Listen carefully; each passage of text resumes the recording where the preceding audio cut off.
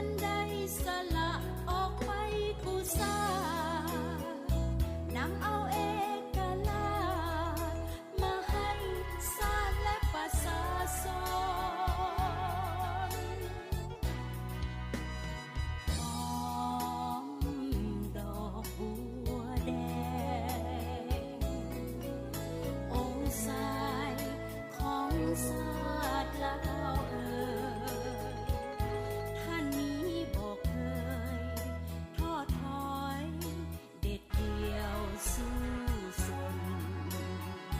ในบรรลบท่าแพท่านเป็นผู้บัญชาทหารต่อต้านกับพวกคุกคานอย่างพีลาอาถรรพ์วี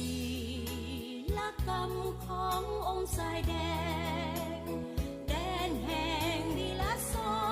นได้เป็นแบนแยงให้อนุสรณ์คนหุ่นหลัง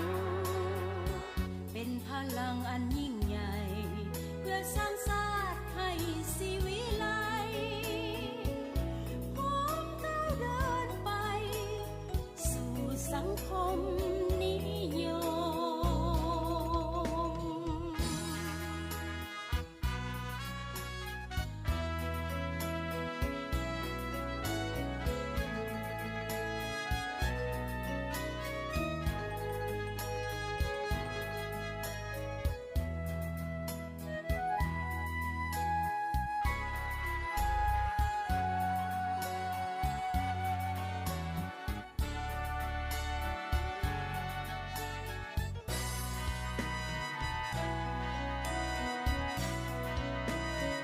หอม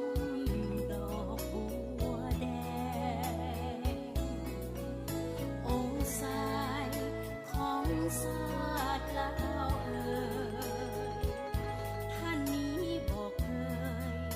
ท้อถอยเด็ดเดี่ยวสู้สนในบรรลบท่าแพท่านเป็นผู้บัญชาทหาร